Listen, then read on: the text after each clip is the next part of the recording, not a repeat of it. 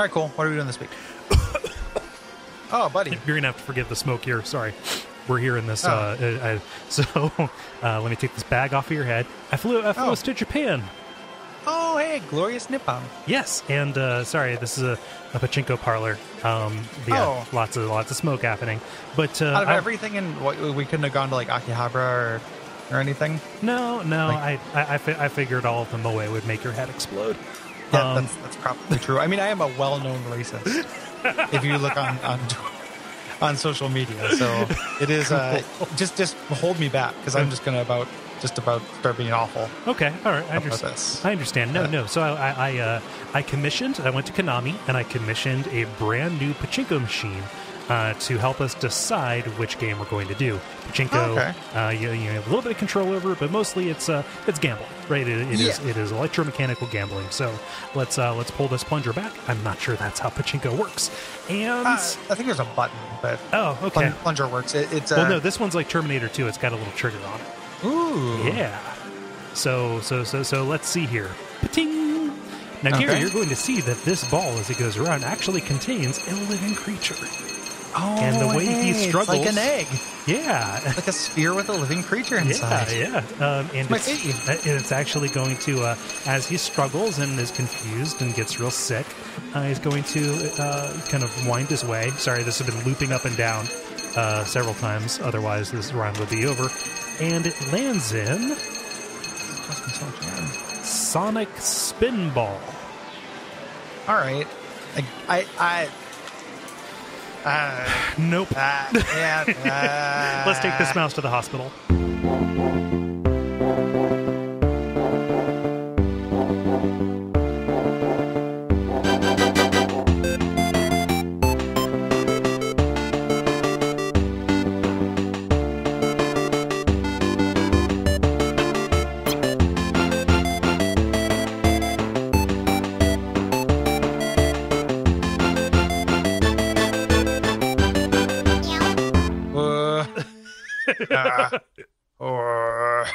Oh man, it's funny that a sewer game for sewer kids with a sewer protagonist starts out in a sewer, an endless sewer. Yep. I'm Gary Butterfield. I'm Cole Ross. And this is Abject Suffering, the show where we play bad games so you don't have to. Yes.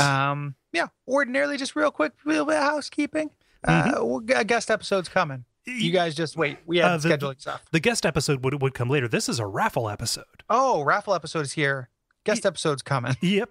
It's fine. Slightly later than you think. Yeah. I talked about it. I don't even at this point have no conception of the relation between when we record and when things come out. Right. That is totally broken. But I talked about how timey-wimey this summer is with releases and recording. So yeah. Well, I mean, we're opted so close to becoming like Retronauts, where it's just like, welcome to episode something.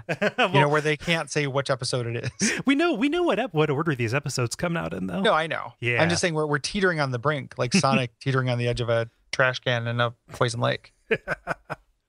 Yeah, you're right. But no, this is a raffle episode. Gary, can you vamp for a moment while I try and pull up the suggester for this? Yeah. This is Sonic Spinball, the weirdly permanently in print, kind of beloved Sonic spinoff that taught young Gary that frame rates kind of matter as a kid. And out of all the, I mean, maybe less than 60, no sale. Well, not even less than like 20. Like this is one of the choppiest games I've ever played on a 16-bit console. Oh yeah, and maybe more than most genres, I think it matters in pinball. Oh yeah, because your controls are pinned to your to your frame rate, and also being able to track the arc of a moving object is pinned to the frame rate.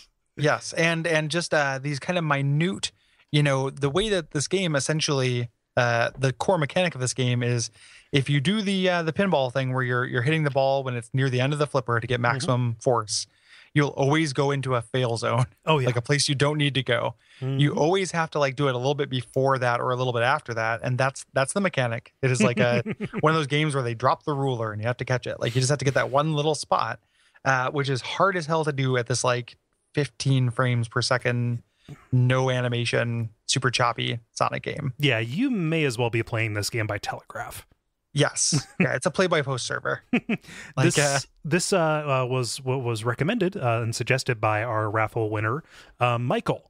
Who didn't offer any comment, but yeah, this was his first choice, and I'm positive that this has been suggested in other places by other people. I'll get those at the end. But yeah, like this, did you play this when it was out?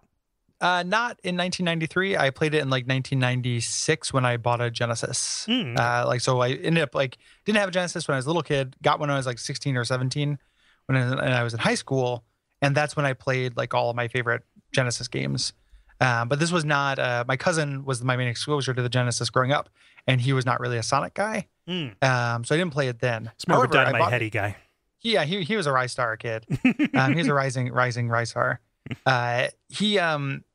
This was included on the Genesis 6-in-1 pack. Yeah. Which I got when I got the Genesis because I knew I wanted Shadowrun, I knew I wanted Starflight, but then I was like, I just want to play. Let's play some Sonic, and pick that up in order to play that and Golden Axe and shit. And out of all those games, this is clearly the worst one. So I played it as a kid, but not a real little kid. Right. I played this as a real little kid. I was a Sonic kid growing up, and I still harbor affection for those early Genesis Sonic days, kind of just predictably, right? But this game, and it was funny to see it because all the pieces link up. This game was kind of a stopgap to cover the delay of Sonic 3. Yes. Okay. Yeah. What Sonic game can you make in 6 months? The poor guy who made this. It's always good when you pin something to the time.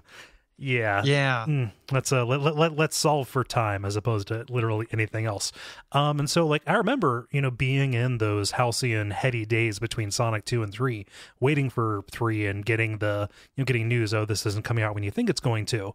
But here's this other thing that hey, this incorporates some stuff from that Saturday morning cartoon that you like, being a Sonic kid, that you are so angry you have to go bowling on Saturday mornings because you have to miss it. You can only catch the first 5 minutes, you stupid garbage kid.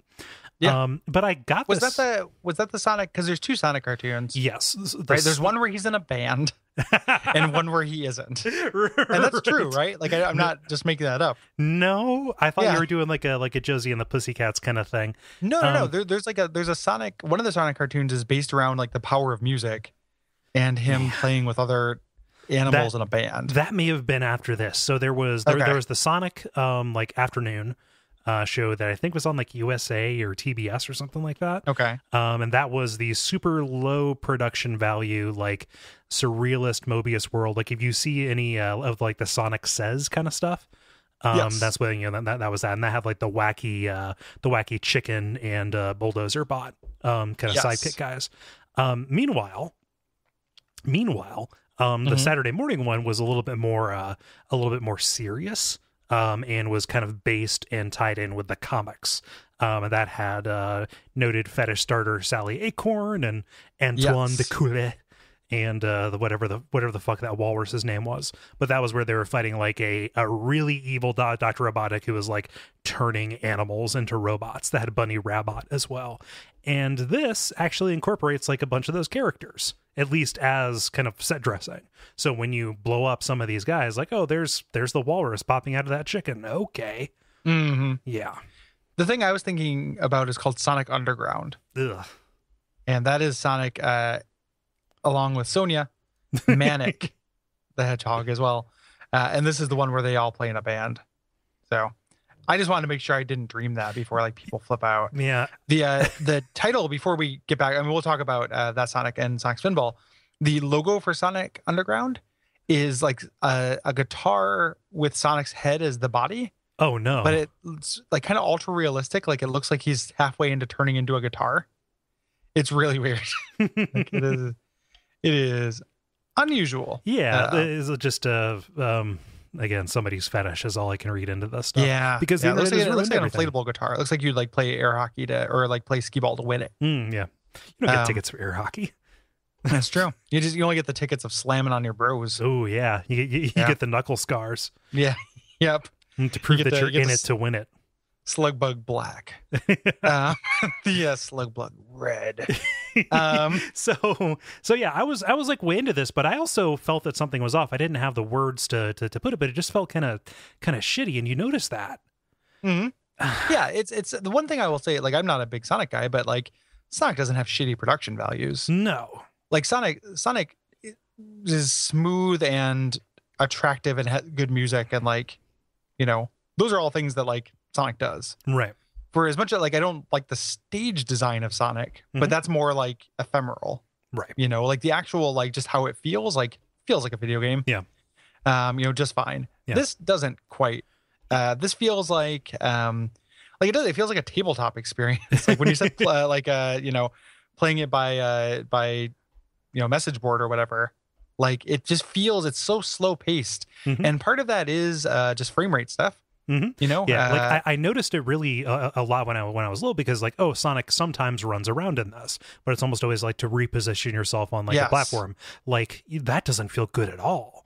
No. And when you're you jump, you can't jump forward. Right. Like jumping kills all your forward momentum in this game.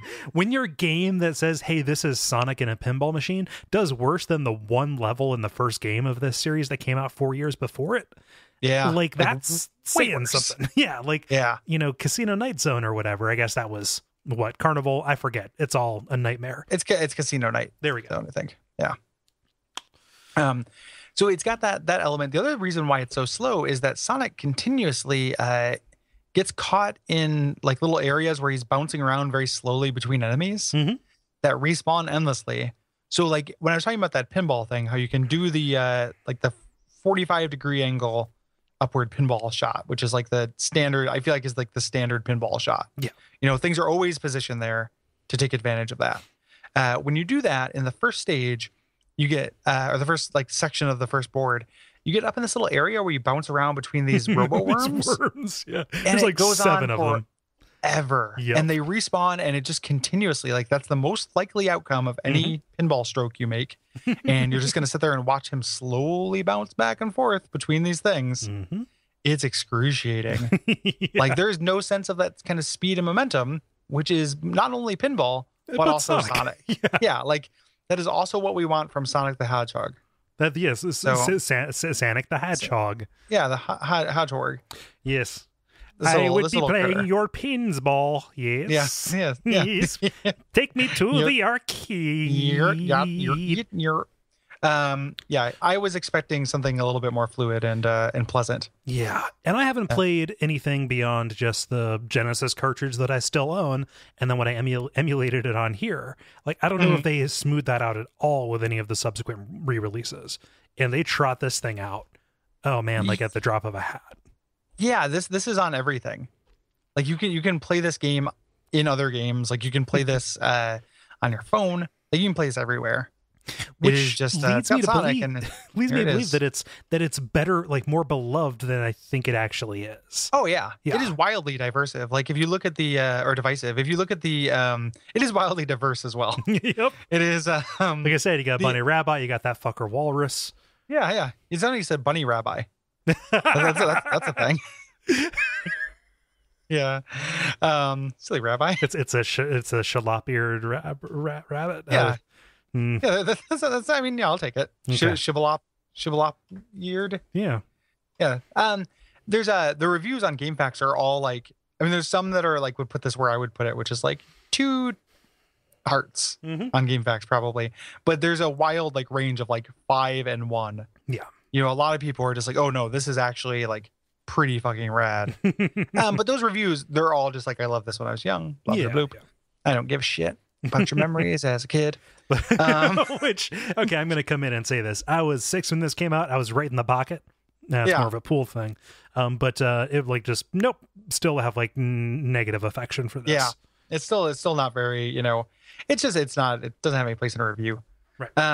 You know, your memories. But yeah, so people either really, really love it or people don't love it. Yeah.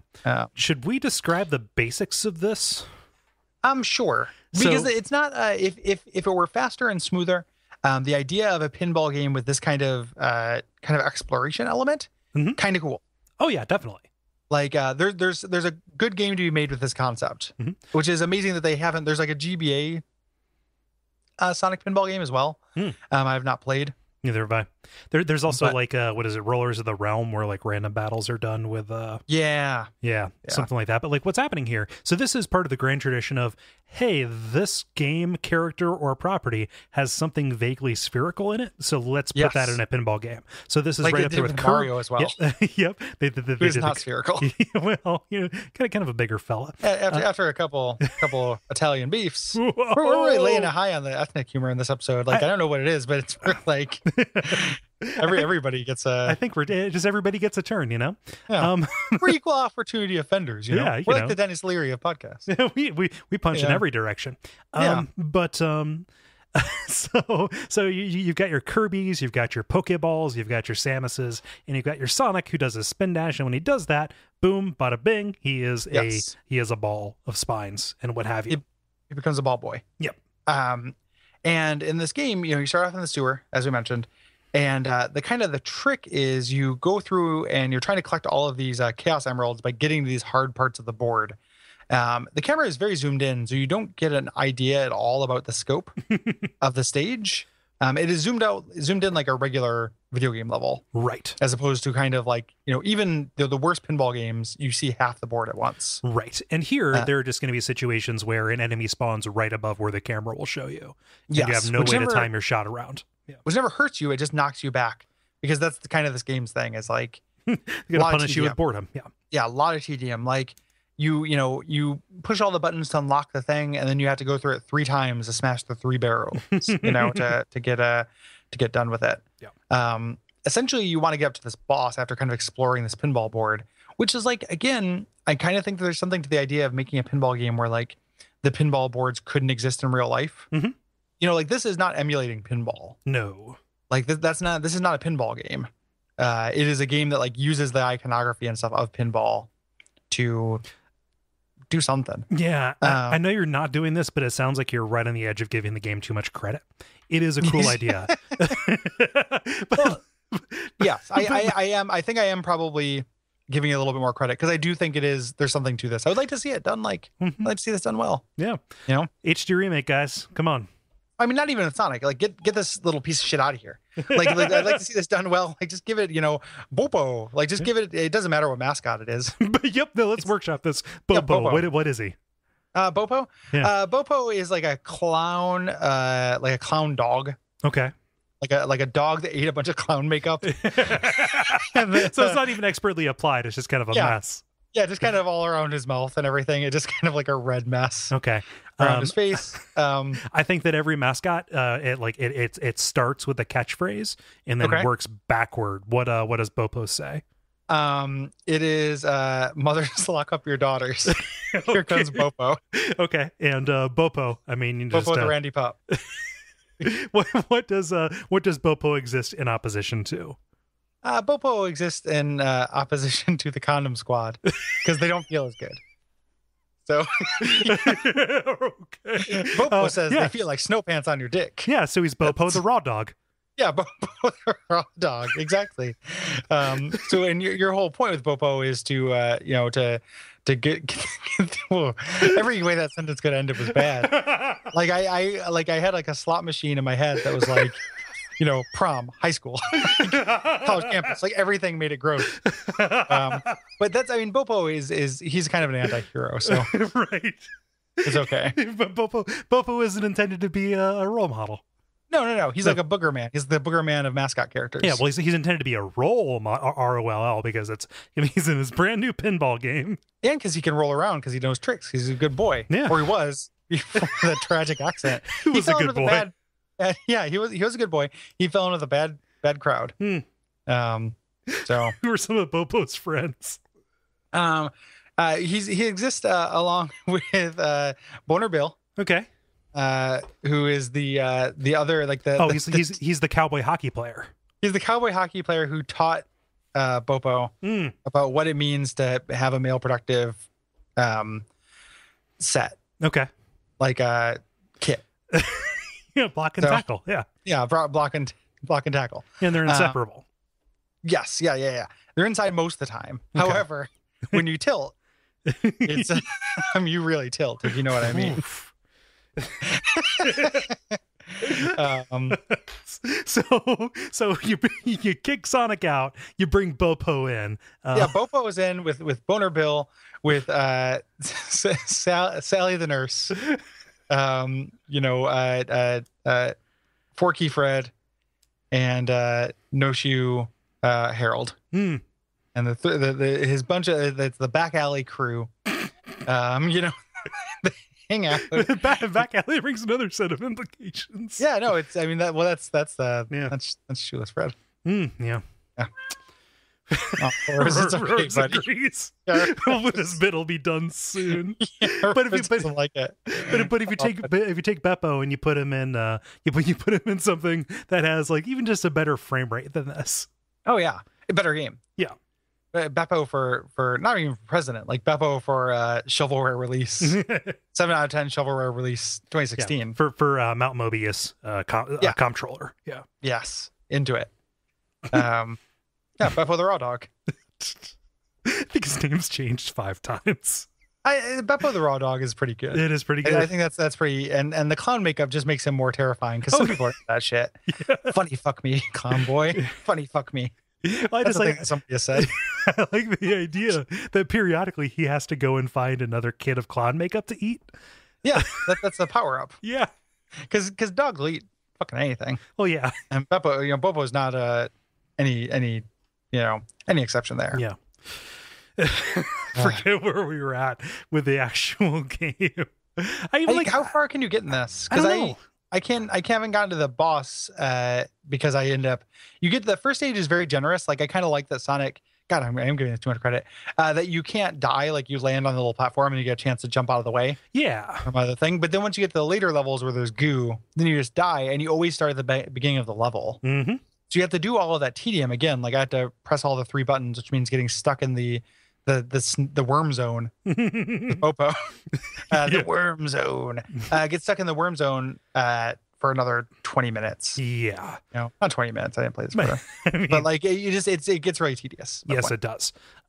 Which is why I liked having save states. But you're right. Yeah. It is good that there are those chances to save. Like even when there's the goo, there's like the 50-gallon barrel that you can land in sometimes. Like, and it's progressive too. Like as you go along, you get fewer chances. So like that barrel starts out stationary, and then if you open up the next area, it starts like moving left and right. So you have like a little peggle bucket at the bottom. Yeah. Which is a good thing. Like the lack of that is one of my least favorite things about pinball. Yeah. Where like you can sit down and put down a quarter and literally just the ball just goes like back into the thing. It's like, oh fuck, I didn't do anything. Leave me alone, pinball. Yeah. Yeah. I had a good pinball experience recently. Oh, you did? Which is rare because I have a hard time understanding pinball. Yeah, I'm in the same boat there. It's one of those things. I want let's get Zach to like take us to ground control and then like explain to us what's cool about this. Is that Zach or Bob Mackey too? Oh yeah, like he's also a big pinball guy. But both it'd be good to know because I played because one of the most famous ones, or at least popular, I don't know if it's well thought of, is the Addams Family one. Yeah, and I got to play that a bit, and honestly, it's just like I didn't do anything. I just kept dying. Like the ball like was going like instantly into the gutter. It sucked. But I played a little bit of Master of Magic, which one I like felt like I got it. Like I was going a while on one ball. But the other thing about Master of Magic that's pretty cool, and this is going to sound, pinball people are going to be like, this happens all the time, you idiot. But one of the cool things was you do like a trick where you had there's like a floating hand on the board. And if the ball got near it, a magnet would activate and the ball would kind of go and then lock into place, like levitating over the hand.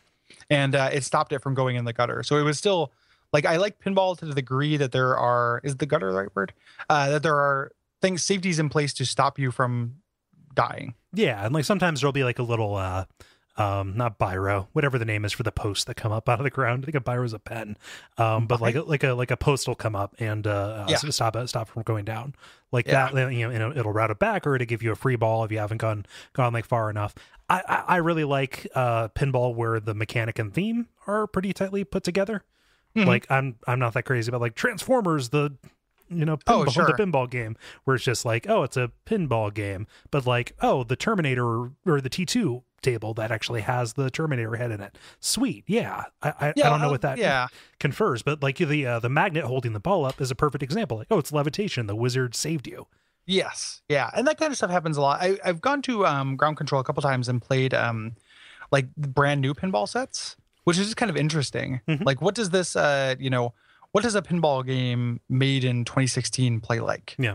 And that's kind of fun because it is weirdly different, and that theming is generally on point, but it still makes it still difficult to understand because I don't know what I'm supposed to be doing with it. Yeah. It's like, yes, there's the Terminator head here, but like, it's so weird. Pinball games have these goals, like they're like quests. Yeah. There's a, in the Star Trek Next Generation one, like there are different missions the Enterprise goes on during it. I watched somebody play last time I saw Zach, actually, we were at my father's place, the place where we did the Watch Out for Fireballs meetup. And they have a Game of Thrones pinball machine there. And when it starts out, you select your house. What possible, like, what is that? Why does it do? Why does it do? Why do?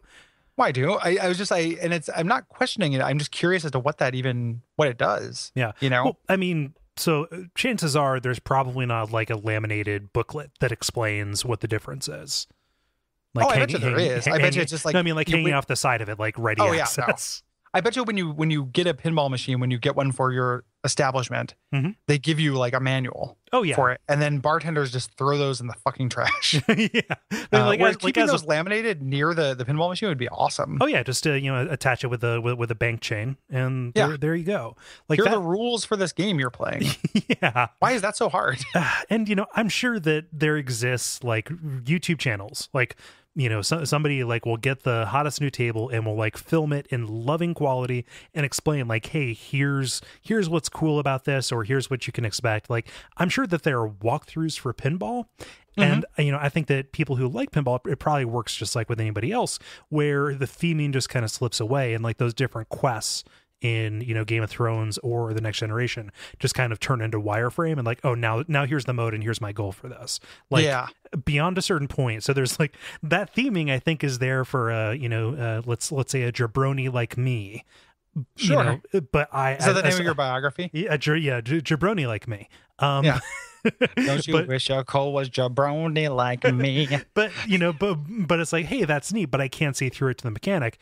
And the person who actually knows what they're doing at a pinball table can see through it and doesn't care. They just care what the mechanic, what the mechanic is. The theming is there to like attract rubes, right? Like ourselves, exactly. And I'm not sure where those lines cross. Like, I don't know if there is like somebody who can appreciate both. Yeah, me too. I have no idea, because it's like I'm more like to play the X-Men arcade game or pinball game than I am to play Carnival or something that's famously good. I don't know if Carnival is Carnival. there is an evil Carnival themed one that is supposed to be really good, I think. Carnival is the like gun shooter that had shotguns. Yes, yeah. But it's like, I like the X-Men, I'm going to play this, but it has no bearing on the game, right? Which is true of all video games. Like, I just said that, like, why isn't this X-Men, this X-Men Nintendo game isn't good? Why? But with wait a minute, this X-Men arcade game is basically just Teenage Mutant Ninja Turtles. And just all the walls of the arcade fall down. Yeah, just come crashing down. It's like in Labyrinth when the junk lady. Yep. Oh, you want your old X-Men, do you? Yeah. But it is just with pinball, I don't know enough about what makes the good game. And the theming is always like as professionally done and bright and colorful, like, in most cases. Yeah. Like, even the Transformer one that you're talking about still like has a lot of Transformers shit on it. Like, if you care about Transformers, there's some kind of little Optimus Prime head in there. Yeah. So, and we're doing that thing that some people don't like, which is Gary and Cole don't understand a thing, but they talk about it anyway. But we're if people don't like that, like, we're articulating what we don't understand about it. Okay, cool. This is what happens when you're articulate and you care about why you don't like things. Yeah. And it's not like just like, oh, we're not saying we're the authority on it. Right. Like, that's the thing that should be annoying, is if we're just like, this is what pinball is. There's a question mark at the end of everything we're saying. Right at the beginning, we literally said somebody should explain this to us. Yeah.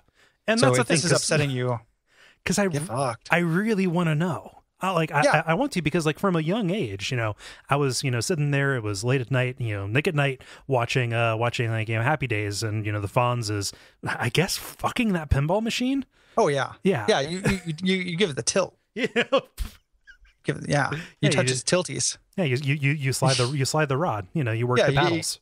Yeah. Like I like when it comes to tilts, I like a small firm tilt, but then sometimes I like a big sloppy tilt too. A big set of sloppy tilts. Like, just really crack the floor. Yeah. And if you get a good enough set of tilts, you get some tilt milk.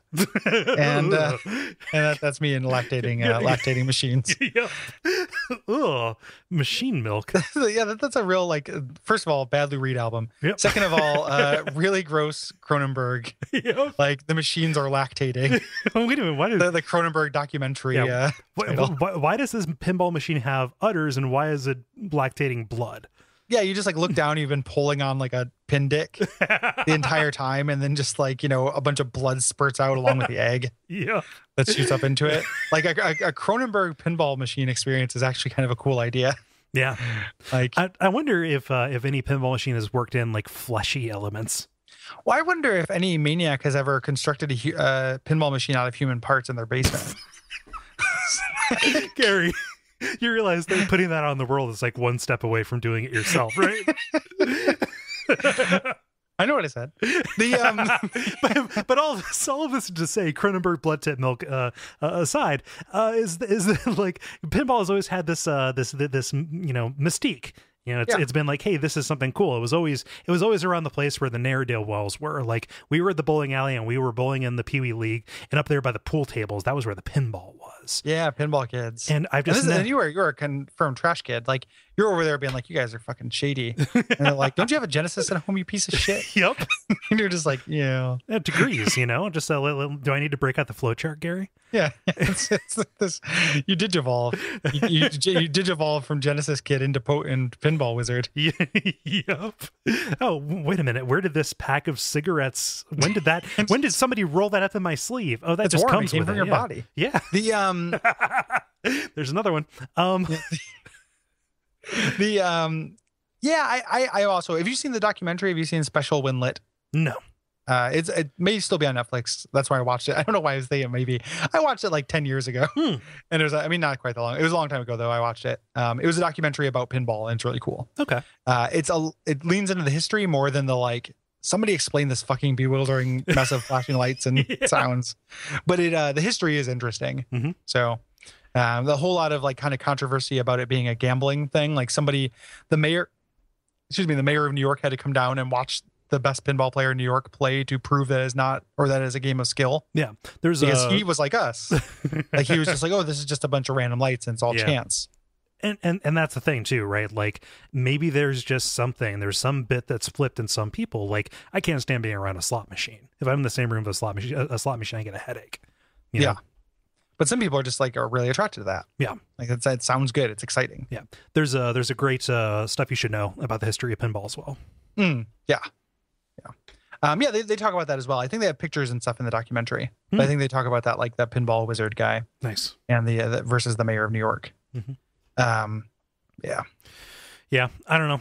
And so that's one of the things that's funny about going to PRG is that is, almost, at least it began primarily as like a pinball thing, right? Like, the first booth that you see most times is like, here's the booth with all the parts, for your replacement parts for your shit. Not really. I wouldn't say it began like that. There's always been a big pinball presence, and that's still the case. But when I went, it might have been the second year, but it very well could have been the first year. It was a lot of like video game sales. Yeah. Like, it was focused on the store aspect of it was the entirety. Okay. And then there was an arcade with a couple pinball machines, a couple replacement parts, but then also replacement parts for just arcade cabinets too. Yeah. It would be in there. For some reason, just my impression of it was that it was really heavy on like pinball enthusiast kind of stuff. But it's just the things you notice, Well, classic gaming is really heavy on that stuff in general. Yeah. And like Portland is a real big pinball town. so you end up like, we have the annual pin brawl. Yeah. And stuff like that. So all those people who couldn't play in Alameda just drove up. Translated. Exactly. Yeah. Yep, runoff. We got that runoff P. Pinball, that is. I know we're on a bit of a time limit, but I found a fantastic GameFAQs review. Oh yeah, let's hit it up. The topic: why does everyone think this game is so hard? This is by Hedgehog 7 years ago. Yes, I have beaten this game many times without any sort of cheats on the original console. I'm not saying it isn't a great game, it's just one of my favorites of all time on any console. Right now, I'm laughing at the guy that said, I want to be the guy is easier than this. IWBTG is pure hell, more than 500 times harder than this. Parenthetical. BTW, I have beaten IWBTG the whole way up to, quote, the guy. Just can't beat him. What's so hard about this game? Man. Again. It is more than 500 times. That's specific. Yep. Bottom line, this game is a decent challenge, but no harder than Sonic 1, 2, or 3. And his signature is, in a perfect world, stupidity will be punishable by death. And then he responds, to himself, if this topic archives before you read it, post a response and a new topic. Yeah, I will have an answer to this. Yep. And then the real victim here is Viola Phase at the bottom, who's just like, I agree, it is hard. It's not so hard. It's challenging, but not really difficult. Yeah, I don't want to engage on the same level of passion at all, but like, I don't want this person to literally be just screaming into the void. I mean, that's the kind of person who, if you give him one line, is going to respond with 30. Yeah, 100%. If somebody were to actually engage in the argument with him, it's a nightmare. I'm gonna do it. Here we go. It's like, no, this shit is the hardest game I've ever played. You think I want to be the guy who's hard? No, I want to be the guy who's hard. I want to be the boss who's hard. I beat all of them 500 times, but Sonic Spinball destroys me. It's over 1,000 times as hard. Yeah. This guy, like, you know, he's 28 now. He's getting ready. He's leaving his job as a junior partner in an accounting firm. His phone gives him a little bloop. It's like, wait a minute, GameFAQs. I didn't realize. Oh man, must have that account. Must be forwarding. This son of a you just derailed this man's life. Yeah, it's just he's in a meeting, you know, and it just he looks down. He keeps looking down at his phone. He's like, well, I almost beat. I want to be the guy. Yeah, yeah. I drive a Kia Sentra. you put your Sonic stats on your application. It was bold. Your resume. We like that. However, that time is behind you. You're now a partner. We there in your play. I don't shake hands with losers. Yeah. That stupidity should be punished by death is such a like one line thing of just the worst goddamn people in the world. Oh yeah, teenagers. Yeah, like it's just like, buddy, here's the secret. You are probably kind of stupid. Yeah. Like everybody is. Everyone's a dipshit. Yep. Like to a degree. You know? Yeah. I like there's a whole thing about that too. I remember when and adults do it. It's not kids. Oh, yeah. But I remember when I was first got on the internet and it was like, oh, the Darwin Awards. Here are poor people who died. Like, here are people who died. You don't know what this is. Oh, he walked into an electrified fence. Maybe he was thinking about his mother who had stomach cancer at the time. You know, like it's real fun to just be like, you know, natural selection, blah, blah, blah. How much better are you than shit. This? Yeah. Yeah, I hate that shit. Like you literally know none of these people. Anywho, thank you very much for suggesting this, Michael. Yep, this was Michael. It was also suggested by another super fan, Evan, who says, "Oh, Evan, I love Spinball. I got it when I was a kid and played the hell out of it. I still fire it up a couple times a year to beat it. Has a puzzle-like approach to pinball and air control that really appeals to me. I'm recommending it because you both hate it, and it's fun listening to those kinds of episodes. Thanks, Evan."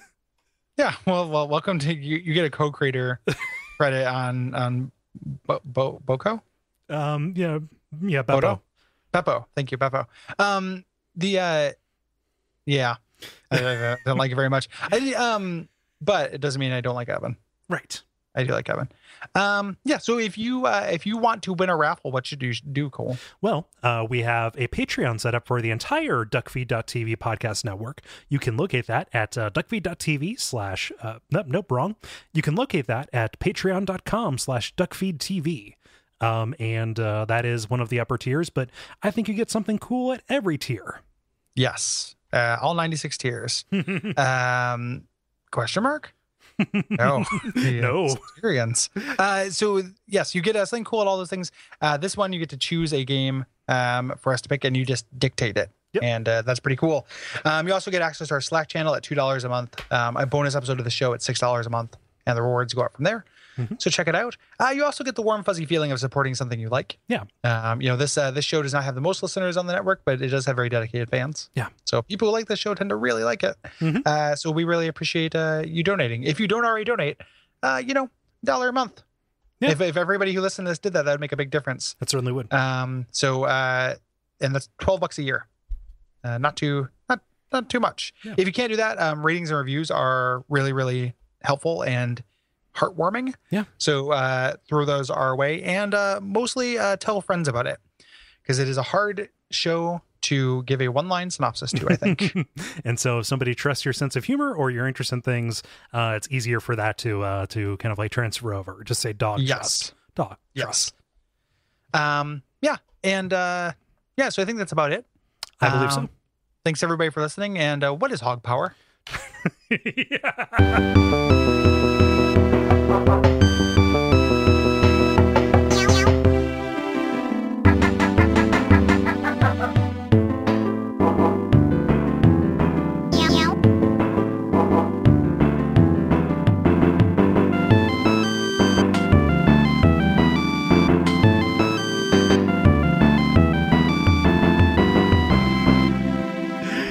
Here comes Beppo.